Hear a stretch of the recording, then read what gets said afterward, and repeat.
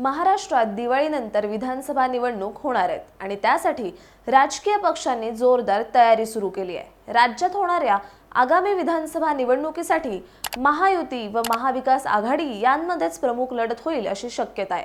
परंतु गेल्या 10 वर्षात देशात आणि महाराष्ट्रात अल्पावधीतच चर्चेत आलेल्या MIM पक्षाने काही दिवसांपूर्वी महाविकास आघाडीत समाविष्ट होण्याविषयी भाष्य केलं होतं, परंतु आता त्यांनी विधानसभा निवडणूक स्वबळावर लढवण्याची तयारी केलेली दिसतेय।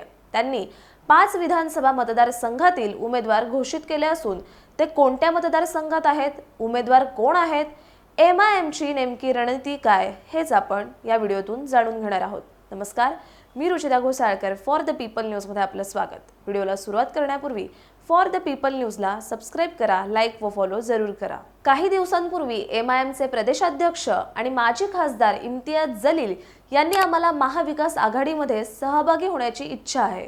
महाविकास आघाडीने आम्हाला त्यांच्यासोबत सहभागी करून घेतलं तर जागा वाटपामध्ये आम्ही जास्त जागांसाठी मागणी करणार नाही असा प्रस्ताव महाविकास आघाडीसमोर ठेवला होता। यासाठी महाविकास आघाडीला 8 सप्टेंबर पर्यंत निर्णय घेण्यासाठी वेळ देण्यात आला होता। या संदर्भात MIM आणि महाविकास आघाडीत चर्चा देखील झाली होती। आता 8 सप्टेंबर पर्यंत महाविकास आघाडीकडून कोणताही निर्णय न आल्याने MIM ने स्वबळावर निवडणूक लढवण्याचा निर्णय घेतलाय।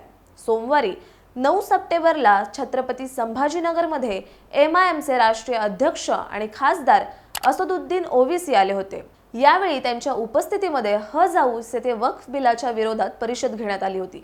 यावेळी त्यांनी महाविकास आघाडीसमोर प्रस्ताव ठेवण्यात आला होता, परंतु त्यांच्याकडून काहीही निर्णय न आल्याने आम्ही आमचे 5 उमेदवार जाहीर करत असल्याची घोषणा त्यांनी यावेळी केली।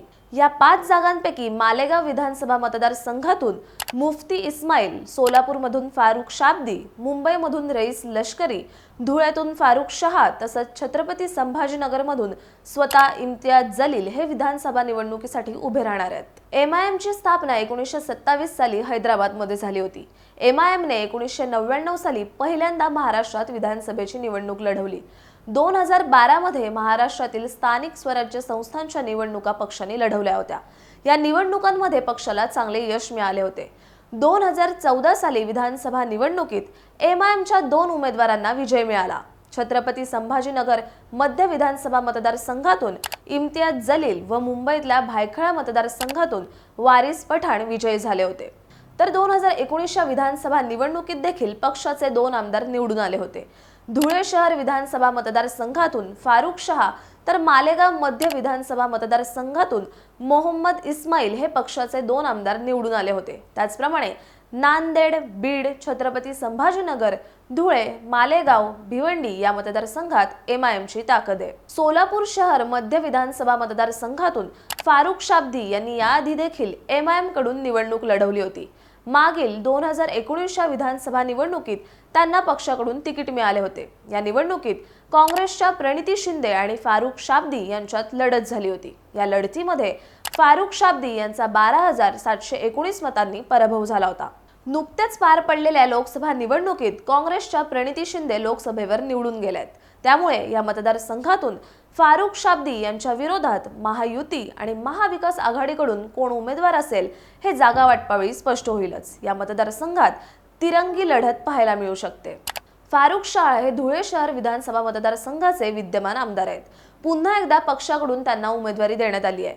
2019च्या विधानसभा निवडणुकीत त्यांनी अपक्ष उमेदवार राजवर्धन कदमबांडे यांचा 3,307 मतांनी पराभव केला होता। यामुळे पुन्हा एकदा पक्षाने त्यांना संधी दिली आहे। सोलापूर प्रमाणेच या मतदारसंघात देखील तिरंगी लढत पाहायला मिळू शकते। मागील निवडणुकीत मिळालेलं यश टिकून ठेवण्याचं आव्हान फारुख शहा यांच्या समोर असणार आहे। फारुख शहा यांच्या उमेदवारीमुळे महायुती आणि महाविकास आघाडीतल्या उमेदवाराला फटका बसू शकतो। MIM चे प्रदेशाध्यक्ष आणि माजी खासदार इम्तियाज जलील यांना छत्रपती संभाजीनगर मध्य विधानसभा मतदारसंघातून उमेदवारी देण्यात आली आहे। इम्तियाज जलील यांना यापूर्वीही पक्षाकडून उमेदवारी देण्यात आली होती। 2014च्या विधानसभा निवडणुकीला पक्षाकडून त्यांना संधी देण्यात आली होती। या निवडणुकीत शिवसेनेच्या प्रदीप जयस्वाल यांचा त्यांनी 19,982 मतांनी पराभव केला होता। त्यानंतर त्यांना पक्षाकडून खासदारकीसाठी देखील तिकीट देण्यात आलं होतं।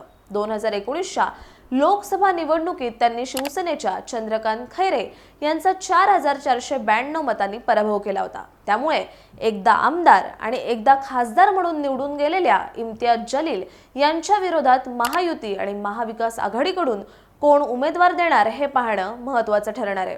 छत्रपती संभाजीनगरमध्ये देखील आपल्याला तिरंगी लढत पाहायला मिळू शकते। त्याचप्रमाणे एमआयएमचं राज्यातील मुस्लिम बहुल विधानसभा मतदारसंघांना टार्गेट करण्याचं धोरण आहे। नांदेड, बीड, छत्रपती संभाजीनगर, धुळे, मालेगाव, भिवंडी या मतदारसंघात एमआयएमची ताकद आहे। एमआयएमच्या उमेदवारांमुळे विशेषतः महाविकास आघाडीच्या उमेदवारांना मिळणाऱ्या मतांमध्ये विभागणी होणार का आणि याचा फटका आणि फायदा कोणाला होणार हे विधानसभा निवडणुकीच्या निकालानंतर स्पष्ट होईलच।